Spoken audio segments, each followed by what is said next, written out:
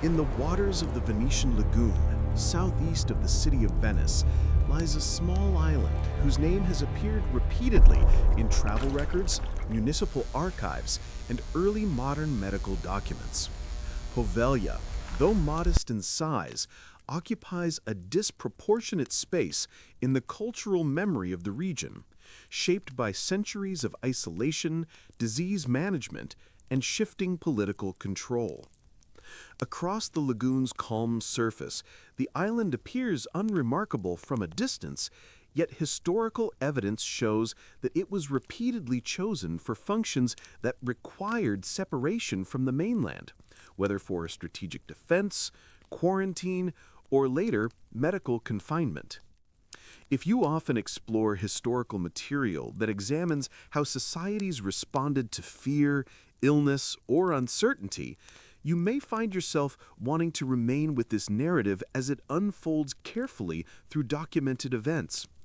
The purpose here is not to sensationalize the island's reputation, but to reconstruct its past through archival sources, environmental analysis, and archaeological interpretations that together reveal the layers of experience embedded within this small territory.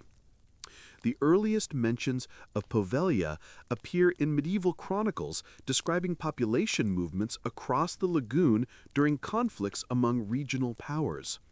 As Venice expanded its maritime influence, the island served as a minor outpost positioned between major trade routes and internal waterways, a location that made it useful precisely because it was neither entirely remote nor fully integrated into the urban network.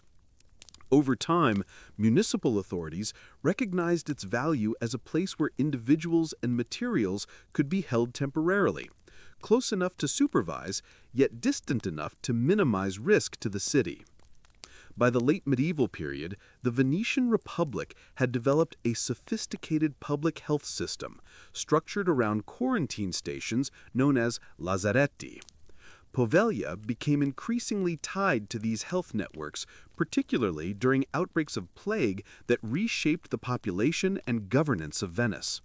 Its geographic position, protected by marshland and shallow waters, made it ideal for holding ships, goods, and eventually people deemed hazardous to the urban environment. The island's later associations with mass burials, isolation facilities, and eventually a psychiatric institution reflect the evolving methods by which Venetian authorities attempted to separate perceived danger from the heart of the city. Each administrative decision, recorded in civic decrees and medical correspondences, added new layers to Poveglia's identity, creating a complex historical landscape in which fear, policy, and urban survival intersected. Poveglia occupies a small but strategically notable position within the Venetian Lagoon, situated between the Lido Barrier Island and the urban center of Venice. Its surrounding waters are shallow and fragmented by natural channels, mudflats, and submerged vegetation that have remained relatively unchanged for centuries, shaping both accessibility and isolation. The lagoon itself, formed through the interaction of river sediments, tidal exchange, and centuries of human engineering, creates a unique environment where islands emerge, diminish, or transform, depending on ecological and political pressures. The island's surface area is modest, yet its environmental composition reflects the characteristics of the broader lagoon: compacted soil layered above sediment, clusters of hardy vegetation capable of withstanding brackish water, and perimeters shaped by gradual erosion. Historical hydrographic surveys from the early modern period show how shifting currents and seasonal water levels influenced navigation routes, often making the island accessible only at certain tides. This natural variability contributed to its reputation as a place removed from the stable patterns of urban life, both physically and symbolically. From a geographic perspective, Poveglia's significance emerges not from size, but from placement. It lies close enough to Venice to be reached quickly by small boats, yet far enough that sound, movement, and activity from the city cannot be perceived with clarity. This intermediate position, neither isolated in the open sea nor integrated into the urban grid, made it an ideal site for functions requiring separation without complete abandonment. Early Venetian maps, created by surveyors responsible for maintaining the lagoon's navigability, often depict Poveglia as a small circular mass accompanied by annotations regarding depth, tidal behavior, or the placement of wooden stakes used to mark safe channels. These cartographic records highlight how the island existed within an engineered environment, shaped by both natural forces and deliberate human intervention. Over time, the construction of defensive structures, temporary storage spaces, and later institutional buildings altered the island's silhouette, but its fundamental geographic constraints remained constant. The surrounding lagoon landscape, marshy, shifting, and acoustically muted, played an important role in shaping travelers' impressions of the island. Accounts written by visitors and officials during the early modern period frequently mentioned the stillness of the waters, the difficulty of reaching the island during low tide, and the sense of separation created by the vast stretches of quiet, reflective surface between Poveglia and the main city. These environmental qualities contributed to its suitability as a controlled zone for quarantine, inspection, or isolation within Venice's wider health infrastructure. Geographers studying the island today emphasize that Poveglia's long-standing associations with danger or abandonment cannot be separated from its physical characteristics.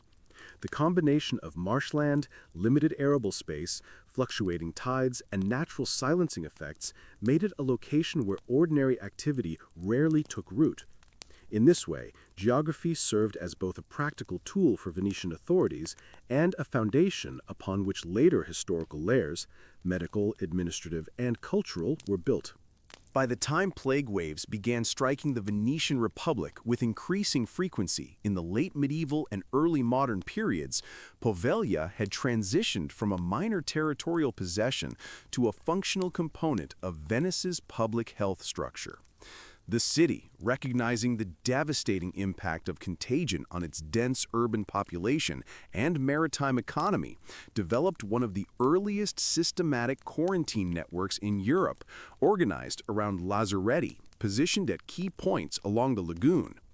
Within this network, Poveglia gradually assumed a role associated with separation, temporary containment, and the management of individuals or goods suspected of exposure to disease. Documents from the Venetian Senate reference Poveglia as a site used to intercept ships or travelers who had not yet been cleared by the main quarantine stations on nearby islands. Such decisions were guided by the Republic's stringent health ordinances, which combined practical maritime regulations with evolving understandings of contagion, miasma, and environmental transmission. In many cases, individuals suspected of carrying plague, whether due to symptoms, travel history, or proximity to infected goods, were transferred to Poveglia for observation before being formally admitted to a primary quarantine facility. During major outbreaks, the scale of operations expanded dramatically. Chroniclers describe how the overwhelming number of infected citizens and the need to dispose of contaminated materials strained the capacities of Venice's established health institutions. When the main Lazaretti reached their limits, Poveglia became an auxiliary zone where officials directed excess individuals, goods, and sometimes burial activities. The island's geographic isolation, combined with its proximity to established health infrastructures, made it suitable for these temporary measures, even though it lacked the architectural complexity of the primary quarantine sites. Municipal reports from plague years, particularly the catastrophic outbreaks of the 14th, 16th, and 17th centuries, indicate that Poveglia functioned as a buffer space, absorbing public health pressures that exceeded the capacity of Venice's primary facilities.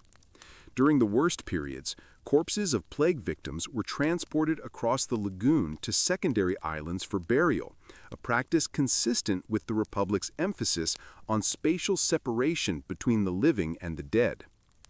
Archaeological assessments of burial soil composition across multiple lagoon islands suggest high-density internments during such outbreaks, though precise identification of individual sites remains challenging due to erosion and sediment movement.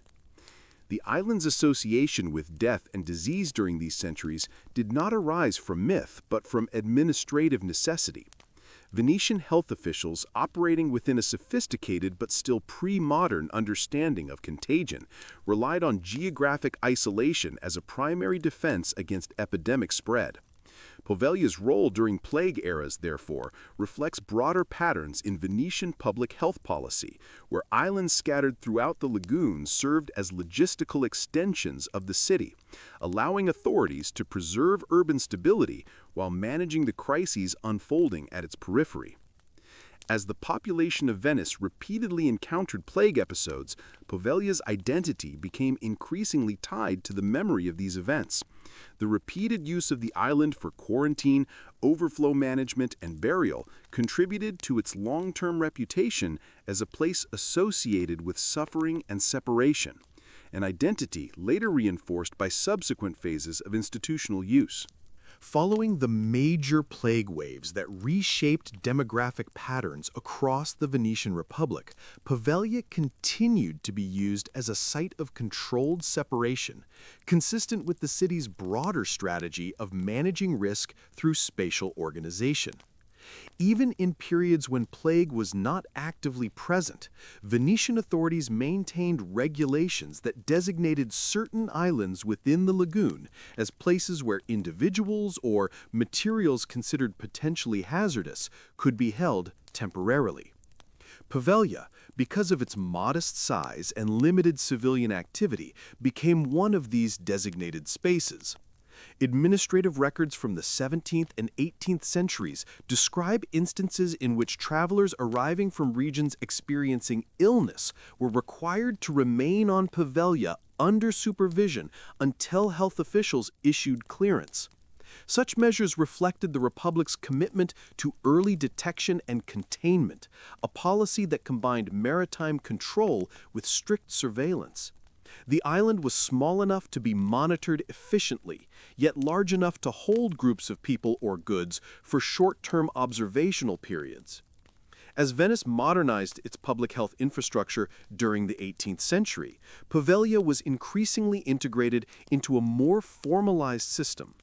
The Venetian Senate authorized construction of additional structures intended to support inspection, storage, and temporary lodging for individuals awaiting transport to the primary quarantine sites. Although these facilities were modest compared to those on the main Lazaretti, they served the practical function of ensuring that no potentially contaminated person or object entered the city without passing through multiple layers of evaluation. Environmental characteristics reinforced the island's suitability for such roles.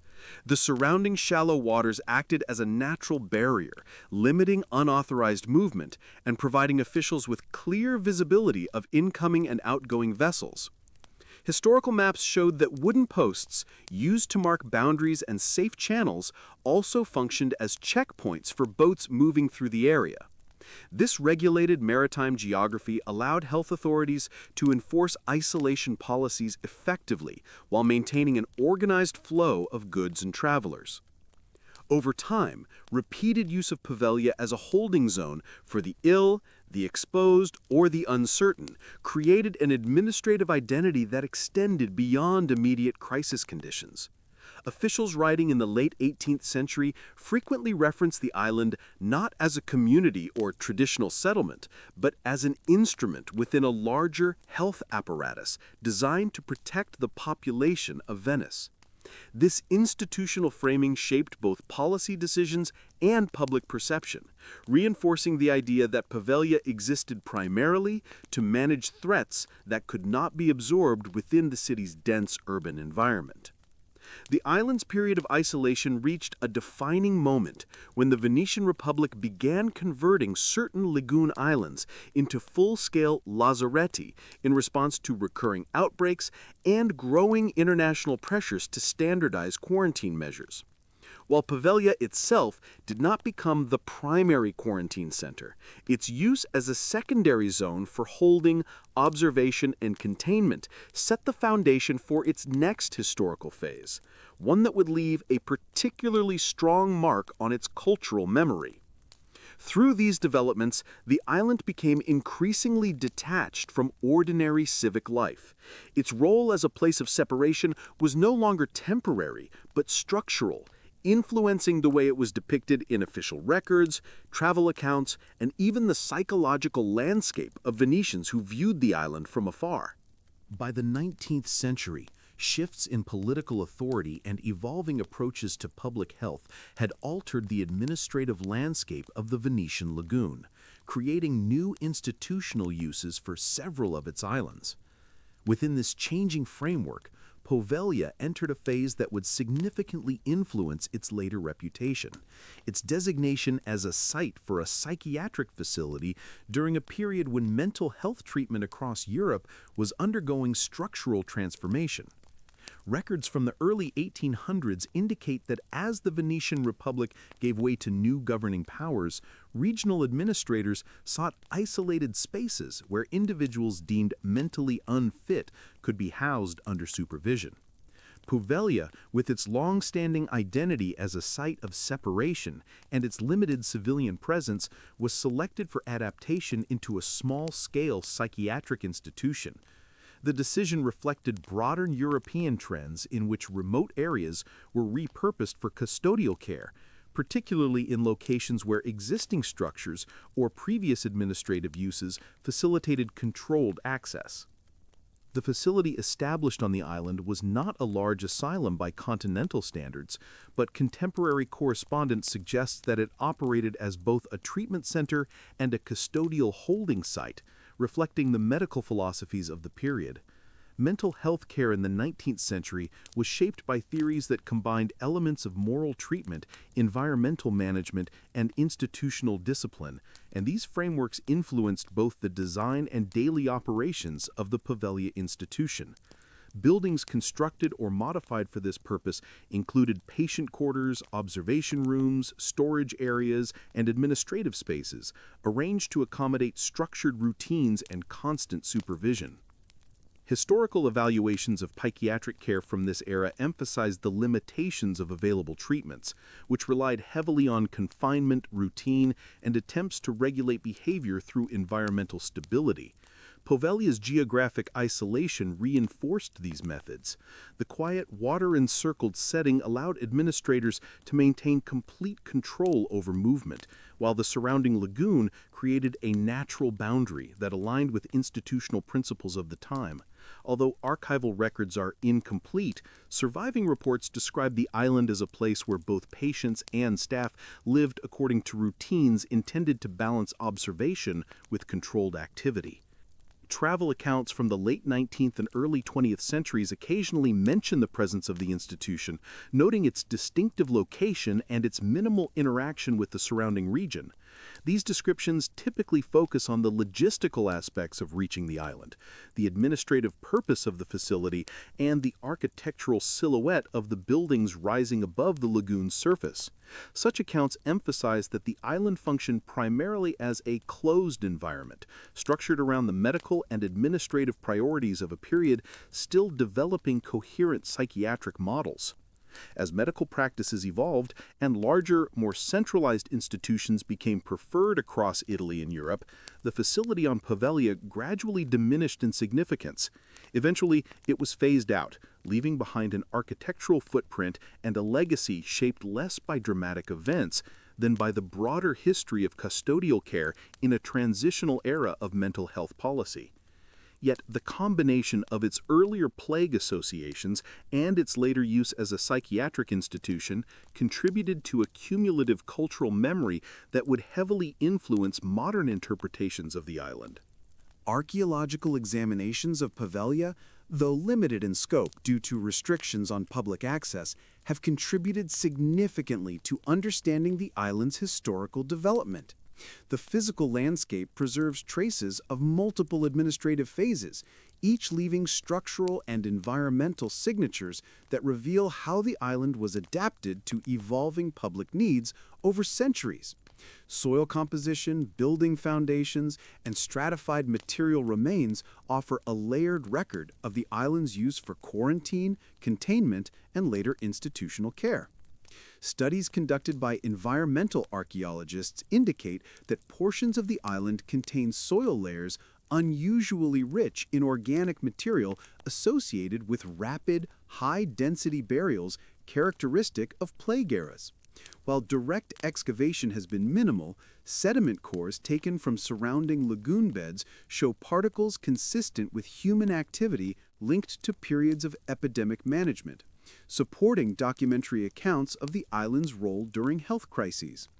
These findings align with similar patterns observed on other Venetian quarantine islands, suggesting a coordinated approach to burial and containment across the lagoon system.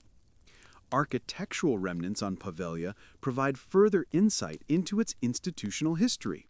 Foundations of buildings used for inspection, storage, or patient housing remain visible beneath overgrown vegetation, offering clues about spatial organization during the island's various administrative phases.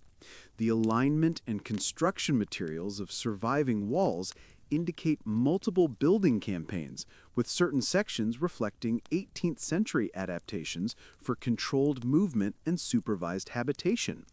These structures, though deteriorated, help reconstruct the island's functional layout at a time when isolation was a key component of public health policy. Archaeological analysis also extends to maritime features surrounding the island.